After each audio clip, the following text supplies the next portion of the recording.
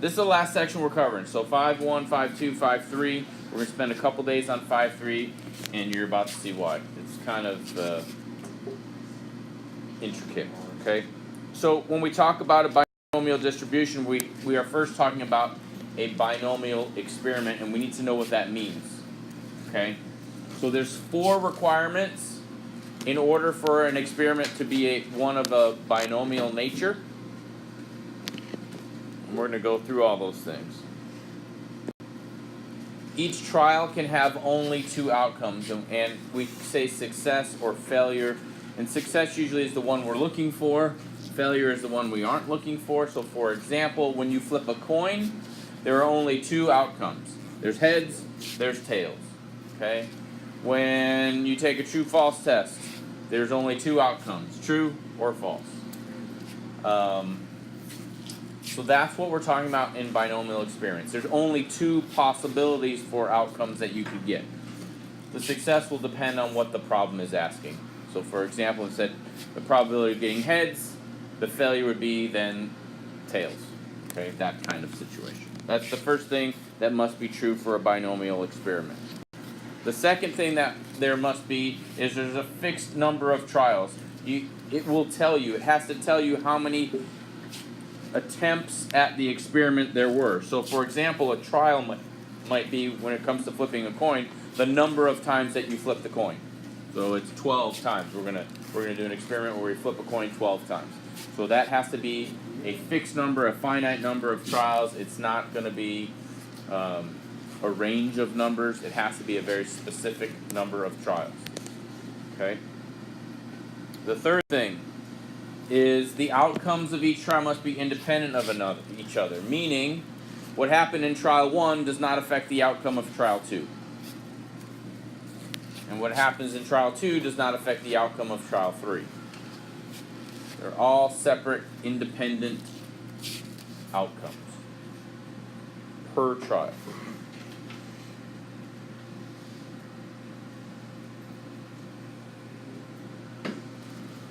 And then the last thing that has to be true is the probability for success must remain the same for each trial. And that taps into independent, right? Like the probability of getting a heads every time you flip the coin is the same. Every trial, every time. So one of the things that you're going to have to do in 5.3 is determine if we have a binomial experiment. Meaning, does it meet all this criteria? And if it does, then yes, it's a binomial experiment. And then we're going to have a formula that we're going to use to actually calculate the probability. Go ahead and take a picture of this screen.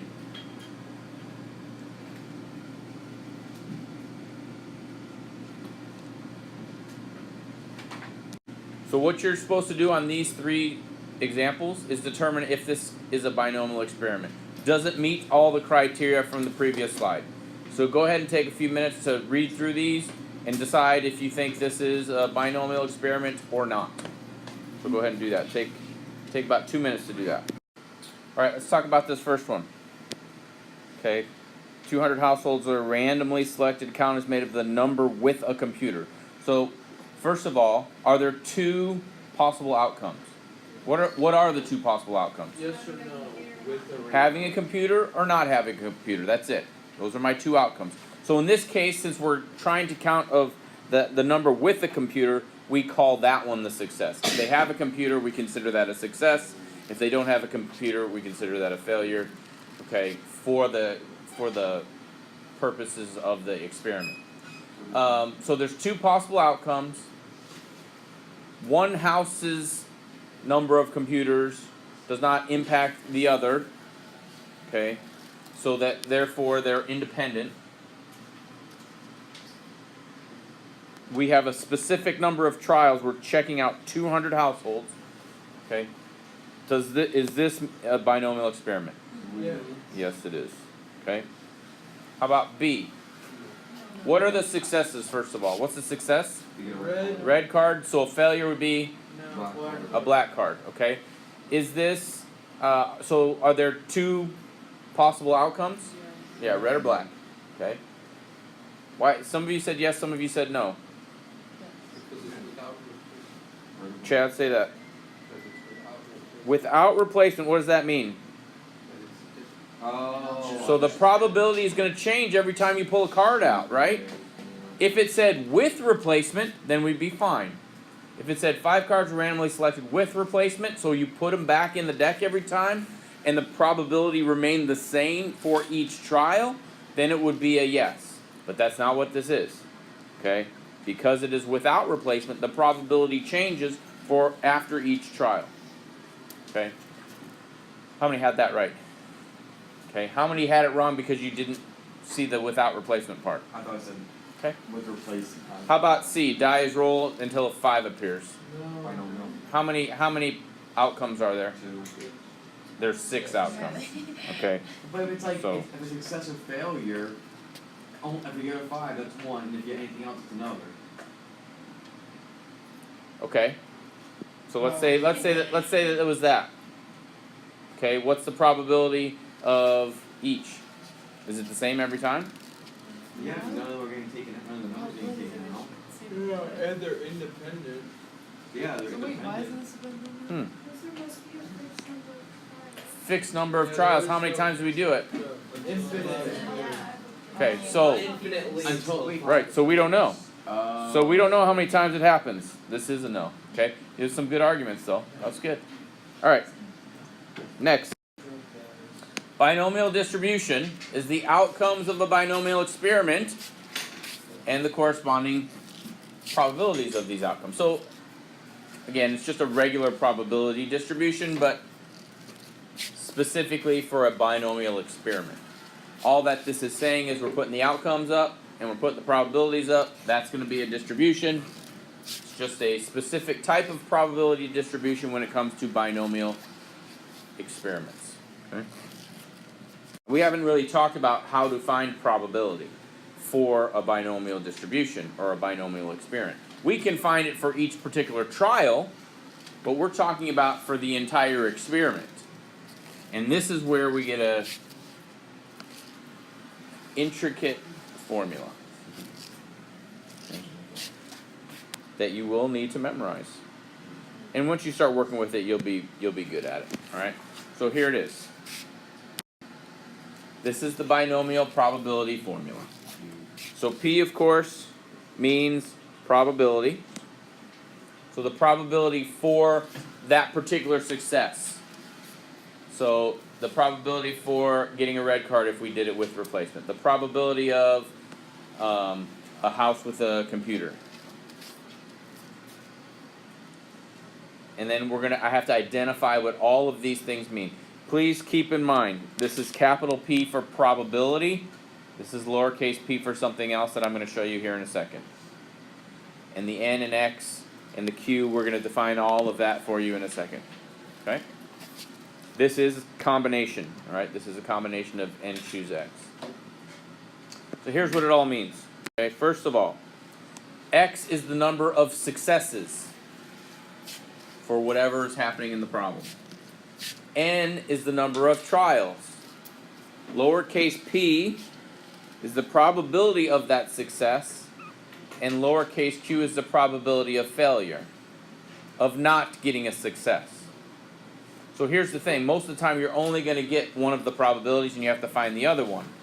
If the probability of success is 3/4, then the probability of failure is how much? 1/4. If the probability of success was 1/8, what would the probability of failure be? 7/8. Remember, these two have, since there's only two possible outcomes, the probability of these two things are all the probabilities. So when we're trying to actually figure out the probability of failure, you just subtract the probability of success from 1. Okay, a lot of the time they are not going to give you this. You're going to have to calculate it. Just know that P and Q are going to add up to 1.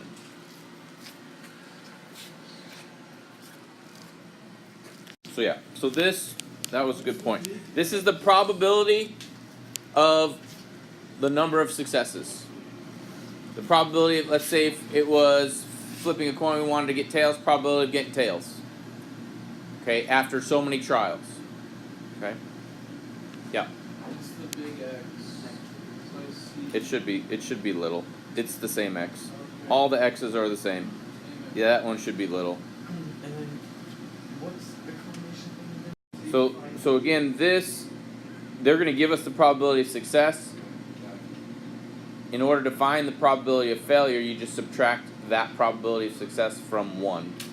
Since there's only 2 possible outcomes, the probabilities are complementary. Okay? All right. Let's look at an example and work it through. Okay? This is practice working the formula. Okay? That's all that this is. Compute the probability of x successes. We don't even have context here. All right? We know that we had 9 trials. That's what n is. We had 2 successes out of those 9 trials, and the probability of success is 0.42. Okay? So I want you to take this information and plug it in the formula and figure out what it should be. Here's what you should have had. Okay? So we have a combination of 9 things, choosing 2 of them, 2 successes, 0.42 to the second. Then the complement of 0.42, 1 minus, that's going to be 0.58. Again, these 2 should always add up to 1. And then n minus x, and these 2 should always add up to n. Okay? It's this one that's sort of trickier to figure out, right? Like this is just these 2 numbers, p to the x, straight up. No issues there. Okay? This one is 1 minus that, and then this will be n minus x, so 9 minus 2. How many had that set up right? Okay. Now, you can plug that whole thing into your calculator. If you don't, that's fine too. So I'm using many more decimal places while I'm working through the problem. Since this problem is about probability and they gave us probability to 2 places, we match that. Okay, we're not finding mean, standard deviation, or variance. Okay. So when I do that calculation, you should have got 0.14. How many had that? Okay, so that's the mechanics of how to do this. All right, tomorrow I'm going to talk more about how to apply it, right? Because n, x, and p have no meaning at all. They're just a bunch of numbers for this problem. But of course, where these get a little more challenging is when there's an actual scenario where we're trying to calculate the probability, and that's what we'll work on tomorrow. But I wanted to give you this much for today. In the book talks about using table B to do these calculations. We are not using table B. We're doing it like this. Okay? So if it ever asks for table B, don't worry about that. We're not using table B. Just calculate it the same way that we did it. So for example, the first, well, number 1 is just, it's yes or no, are they binomial or not. 2 and 3 are just like this problem, so you got a bunch of those.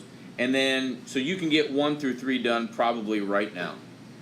Okay, and knock those out and get good at that. And I know there's a bunch of them, so that's, if I were you, that's what I'd be working on right now. Work on 1 through 3. And then we'll go over how to actually calculate these things for examples that you have here.